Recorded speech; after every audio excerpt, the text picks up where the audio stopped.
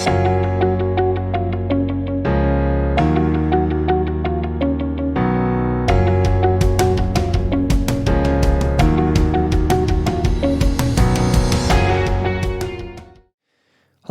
in this video I'm going to show you how to edit the daily newspaper articles sent in by volunteer readers for the Q and Review Print Speaking to the Blind service.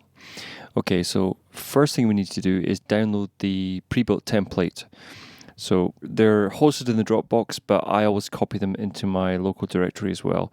So let's go to Documents and their Q and Review. And I've got all my templates here.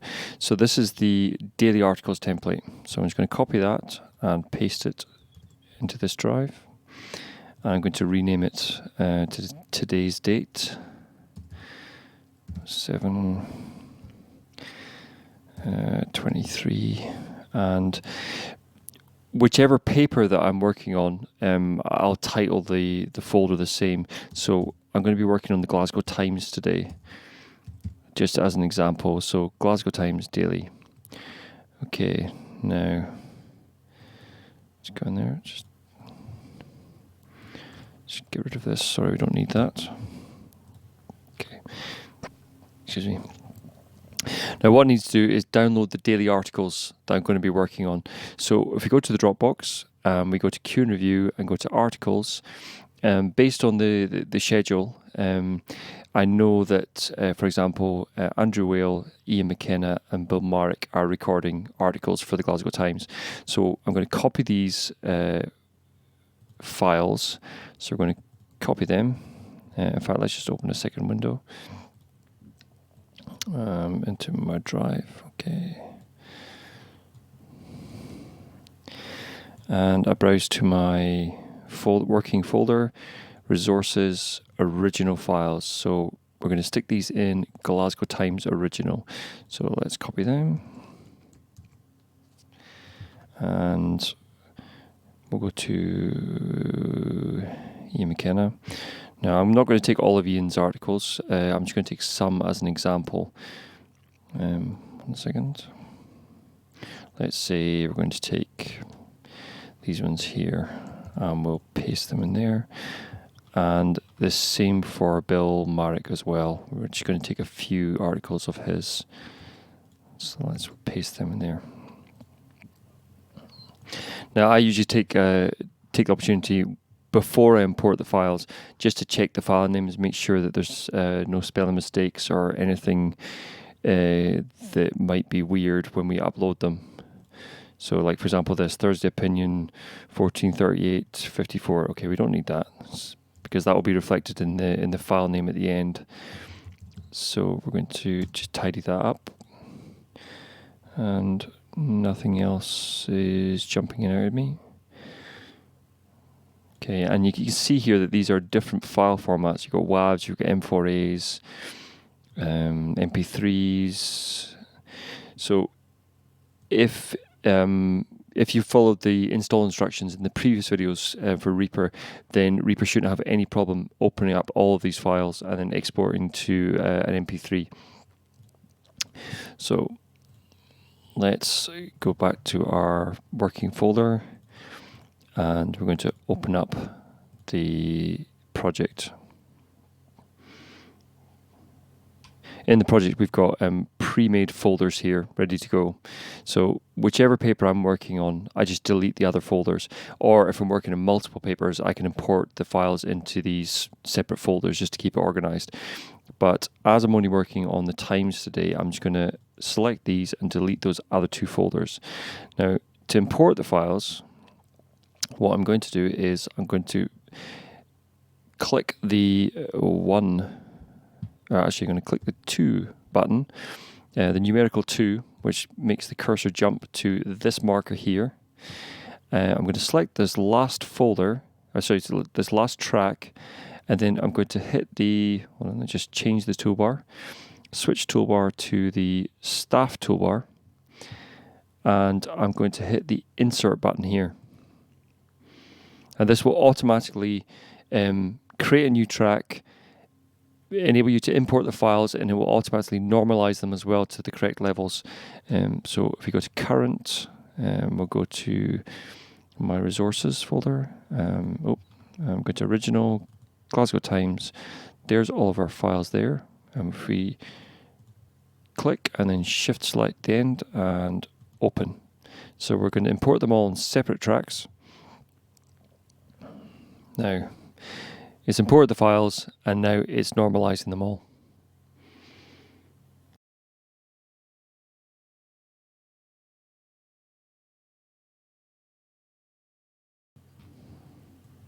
Okay, so here are all of our files here.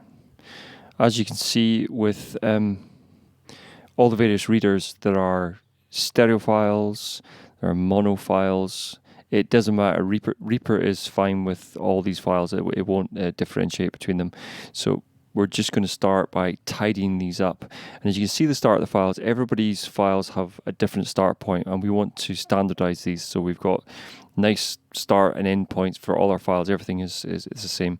Now what's important is the files stay on the correct tracks because the file name, the name of this file, see this Eduard Perfect Fit for Leeds United, is reflected here, and it means when we export the files, the file name is correct. So the first thing we're going to do, as I say, is we're going to trim the start of these files.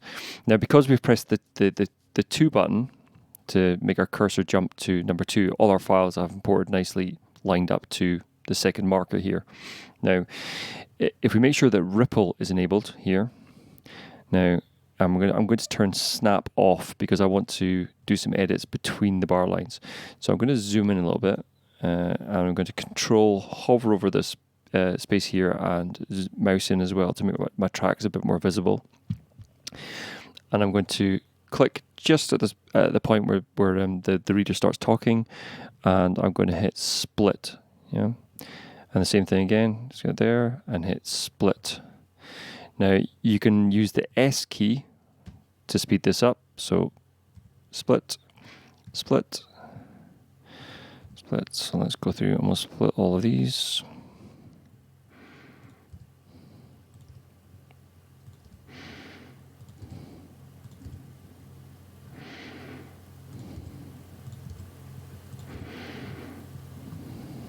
Okay, now let's zoom these back down. And what we're going to do is we're going to make sure that Ripple is on, and then we're going to right click and rubber band around the beginning of all the files. Now we want to make sure we're only highlighting the start of the files that we've cut out of the main file. Now if you've highlighted all the files, if you press delete, because Ripple is enabled, everything jumps forward and is all lined up with the start of the second marker. Now, if I were to do that without just undo. If I were to do that without Ripple on, highlight them again, delete. As you can see, they all stay in the same place. So let's hit undo. Hold on a second. Control Z is undo. And I'm going to make sure I'm highlighting all of these. What you want to make sure is you're not doing is, as you can see there, I've accidentally highlighted the whole of that file there, this one here. So let's make sure we only get the beginnings. So there we go. Select all of those, hit Ripple, and delete. Now, we want these files to stay in the same place. We don't want them jumping around for now. So we're going to lock all of these files. So if I hit lock, it's also reflected up here. So you see the button changes here. These are just handy kind of tool buttons that save you having to go up here. Now, I want to make sure that the lock function has the correct selections in it. As you can see, if you right click on the padlock here, it gives you lots of options for your locking. I always use prevent left-right movement. So make sure that is ticked. Now, if I click on a file, I can't move it left and right, but I can move it up and down. But that just keeps things lined up, but it gives you a bit of freedom to be able to do some more editing functions later on. Okay, with lock enabled, so we can't move things left and right, and everything lined up to the second marker here, we're going to copy and paste this little section of silence down into the beginning of all these files. So if I just click on it and control drag, And same again, control drag, control drag, control click drag, control click drag. There we go, control click drag. Now you can speed this up by, if you rubber band around 2 of them, for example, and you control click drag, you can see I've got 2. I can grab 2 at a time. But let's just finish this off now. So we've now put a bit of silence at the start of each of these files. Now we just need to tidy up this join between these 2 files. So we're going to right click rubber band and drag around all of the files. We're going to make sure that snap is turned off, and then we just drag the end of the file, end of the item, just over the little bit of silence. Now this will give us a nice little crossfade between the silence and the actual start of the article. Now I'm just going to mute all of these tracks so we're not getting blasted. So I'm going to click on the first one, and shift click on the last one, and click the mute button. So that's them all muted. So we're just going to listen to one at a time.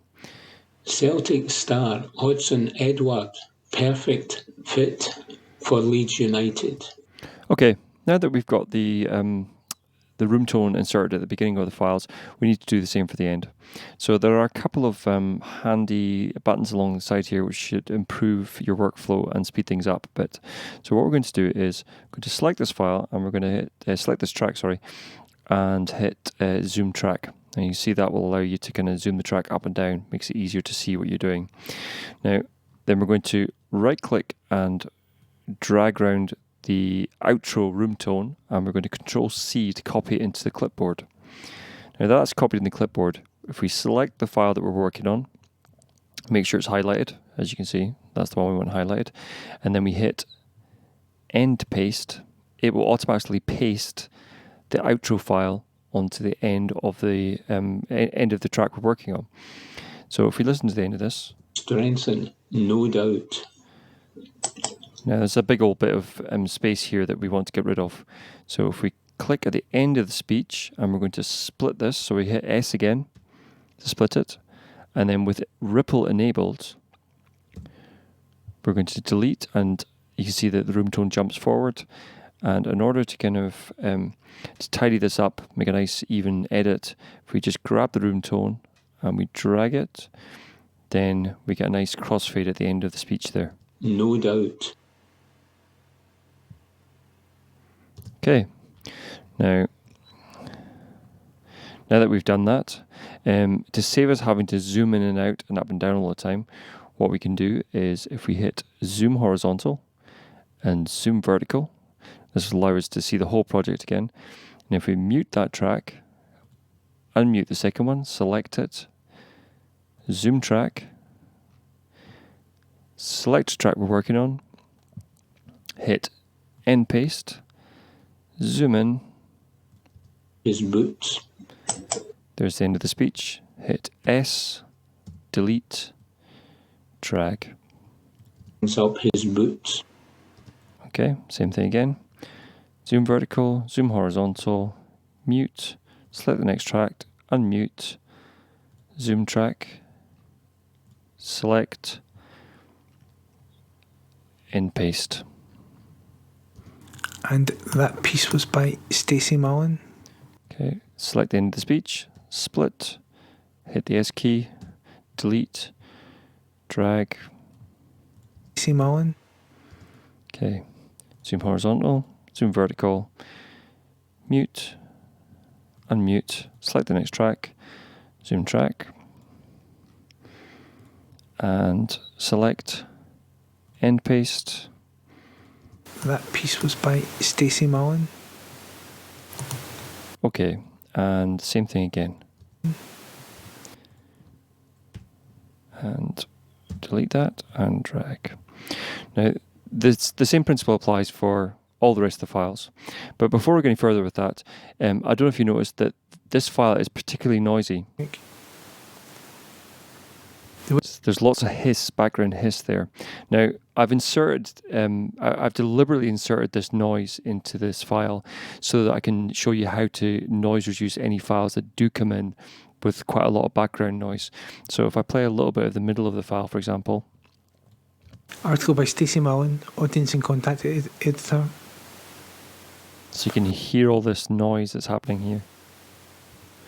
Now what we're going to do is we're going to extract that noise from the file to reduce the background noise while leaving the speech alone. So what we need to do is we need to select a portion of the file which only has the noise in it and then tell Reaper what we want to extract. And we need to be careful that we don't accidentally give it some speech and it extracts the speech from the file. So if we hover our mouse over the top bar here and it changes to the vertical icon, if we drag there, that sets our left and right markers, and we hit the loop button. Now if I press play now,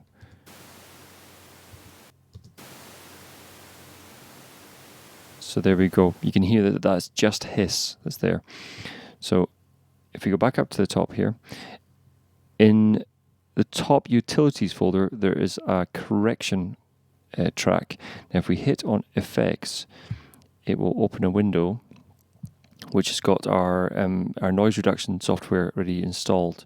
So in order to put that onto that track, what we do is we click on it and we drag it onto effects. There we go. So I'll show you that again. I'll just remove that. If we go to correction, open up effects, and then we click this, drag it onto the effect on the track that we want. Okay. Now, once we've got this, the plugin installed on the track that we want to use it on, click on effects to open it back up again. Make sure it's enabled, and then we need to tell the plugin what we want it to extract. So if we click on automatically build noise profile, and make sure this is subtract, and we make sure our loop is engaged, and we press play.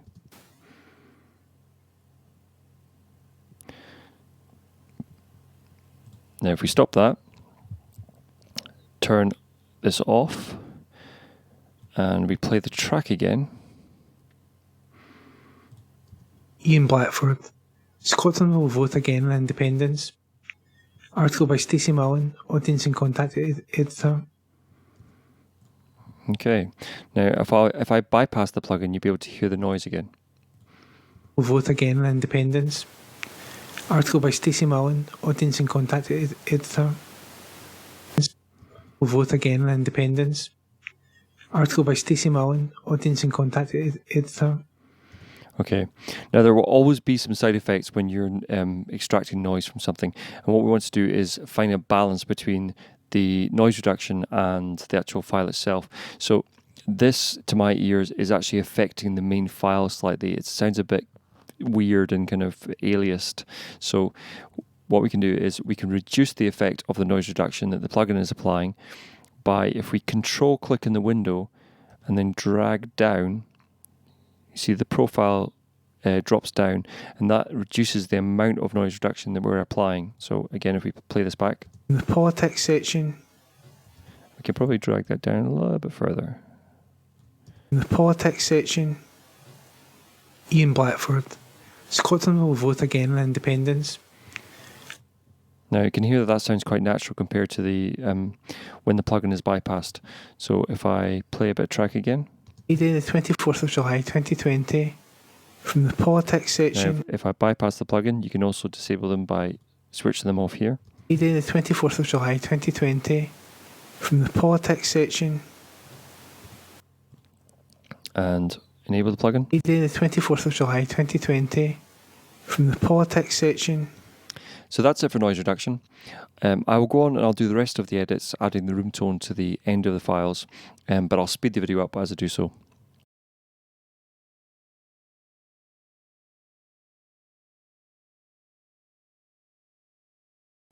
Okay, now that those are all edited and the intro and outro room tones have been inserted, what we need to do is we are going to freeze these tracks, because if we are also building the cast box, what we need to do is we need to take any settings that we've done to these tracks, like the intro and outro room tones, plus any noise reduction. We want that to be printed into a single file. So when we move it into the cast box, everything goes with it, and we don't have to, recreate it. So all we do is we select the first track, select the last track, like shift click to select the last track. So shift to click and shift click, and then we freeze. Where are we? Okay, and we hit freeze. Okay, now that these are frozen, you can see that the noise reduction plugin that we had installed there has disappeared, and the intro and outro room tones have also disappeared. Now they haven't actually disappeared. What's happened is that they've been printed onto the tracks, and you can see that the files that were stereo in the past have now become mono files. So everything has been printed together so that when we do the edits for the Castbox, we can literally just select all these files and drag them straight into the Castbox template and insert them. But if we're doing the daily articles, we need to obviously also export these as well. So to export for the daily articles, if you right click in an empty space and rubber band drag around all the files so they're highlighted, so click and drag. Now, if you've kept the files in the right place on the same tracks, then we don't need to go through, we don't need to manually rename all the files again. Everything should just, the file name for each track will be the file name for the output of each file. So right click, drag, and we hit render. Now there's a template already built, so presets, queue and review articles MP3. Now I'll go through the settings here, just in case it's not been set up on your computer. So selected media items via master, and then we give it a destination, browse for directory. Now because I am working, I've got my project folder down here. I'm going to go to my edit folder. So these are my originals here in the Glasgow Times folder. And I'm going to go into the edit folder and put them into the Glasgow Times edit folder. Okay, and then make sure this says track. So if you hit wildcards and go to project information and click track, make sure that only says one of those. And then it's 44.1, mono, full speed offline, extreme HQ, MP3, constant bitrate, maximum Q, 320 kps. So those are all the correct settings in order for us to export the articles. It should be showing as 16 files or how many files you've got in your project. If it only shows, for example, that, then you go one file, then you need to make sure you highlight all the files. See, missing a file there, 15 files. Excuse me. So right click, select all the files, make sure all your settings are correct. If you want to save this as a template, these settings, if you go to presets, all settings, and then save preset, you can name it wherever you want. The template should have these settings already pre-made. Just in case it doesn't, then that's how you do it. So once we've selected all that, selected our destination directory, we hit render. Okay, that's it rendering. So this is going to take a little bit of time. What I'd like to do is go and do emails and things like that while this is rendering. Depending on how fast your computer is, it may or may not allow you to do that. I'll leave this rendering and I'll skip forward to show you the final checking and uploading process. Okay, with all of those rendered out now, I'm just going to go in and check to make sure that all the files are good and there's no problems with them before I upload them. So I'm going to save the project. So if I hit save and give it a name, 1617, let's make sure that copy all media into project directory is enabled as well. This will copy all the files into the project directory and keep everything together in case you have to open it up again. Now that that's done, let me go to my working folder and go to resources, and I will open up the edit folder and in a new window there. Let's go to the originals, Glasgow Times original, and I'm just going to organize them by type. Now these green Reaper Peaks files are just the graphical files that Reaper uses in the program. to symbolize the waveforms. They're not that important, but so what I'm going to do is I just look at the files that we imported. So there's 10, 15 in total. So if I go to the edited versions, there should also be 15 in here. Yep, they're 15. And then what I like to do is I just open it in my normal a media player, Windows Media Player. Celtic Star. Listen to the start and the end of each file. Hudson Edward, central striker. It's an area they're going to have to strengthen, no doubt. Graham McGarry says, 3 things candidate when Brown eventually hangs up his boots.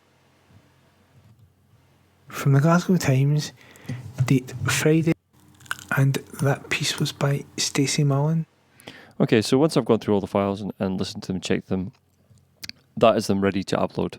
So if you go to the BWBF and whichever paper that you've been editing, if we go to the login, and this is the Times, the Evening Times, and we click on login, and it's just a case of add files. We browse to our folder, go to resources, go to edit, Glasgow Times edit, select them all, hit open, and then we hit start. Now I'm not going to upload these because these are not the correct files for this day. So that is pretty much all you need to know to be able to edit the daily newspaper articles sent in by volunteer readers for the Q and Review Print Speaking to the Blind service. In the next video, I'm going to show you how to take the files we were working on and insert them into the weekly Castbox episode ready for upload.